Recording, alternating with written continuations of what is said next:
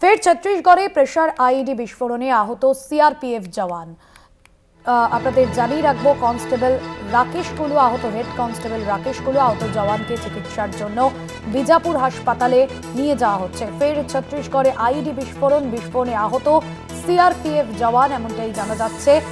তল্লাশিতে আহত head constable Rakesh কুলু এবং আহত জওয়ানকে চিকিৎসার জন্য নিয়ে যাওয়া হচ্ছে বিজাপুর জেলা হাসপাতালে।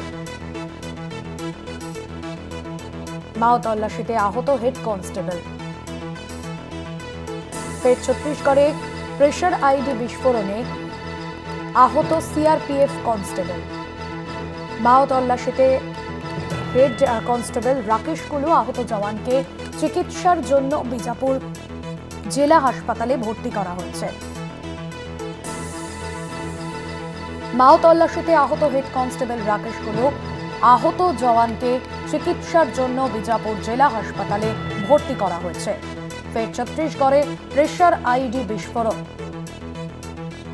বিস্ফোরণে আহত হয়েছেন সিআরপিএফ জওয়ান। মূলত জানা যাচ্ছে যে মাওবাদী তল্লাশিতেই আহত হেড কনস্টেবল রাকেশ কুলু, ইতিমধ্যেই তাকে চিকিৎসার জন্য বিজাপুর জেলা হাসপাতালে ভর্তি করা হয়েছে।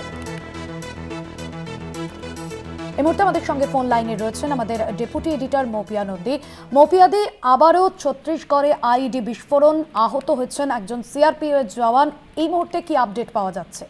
দেখো ভাস্বতী, এক্ষেত্রে অত্যন্ত গুরুত্বপূর্ণ যে মাওবাদীরা যে স্ট্র্যাটেজি নিয়েছে, এক্ষেত্রে কিন্তু প্রেসার মাইন ব্লাস্ট করানো হয়েছে, প্রেসার আইইডি ব্লাস্ট করানো হয়েছে বলে আমরা জানতে পারছি, যেটা অত্যন্ত তাৎপর্যপূর্ণ। কারণ আমরা সাধারণভাবে যে ল্যান্ডমাইন ব্লাস্টের ঘটনা দেখে থাকি, সেখানে ডিটোনেটর দিয়ে সেটাকে ব্লাস্ট করানো হয়, কিন্তু ডিটোনেট করা হয়।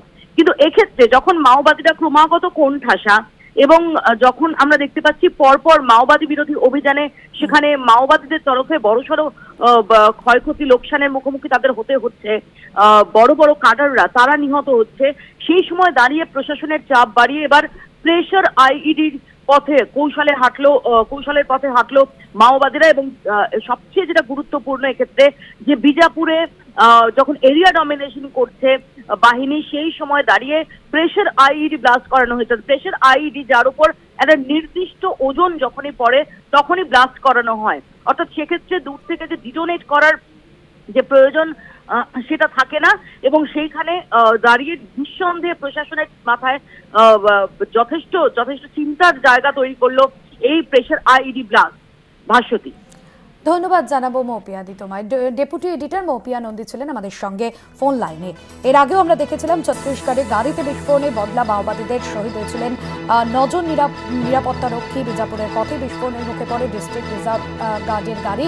এবার মাও তল্লাশিতে আহত হয়েছেন কনস্টেবল রাকেশ কুলু, ইতিমধ্যেই তাকে বিজাপুর হাসপাতালে নিয়ে যাওয়া হয়েছে।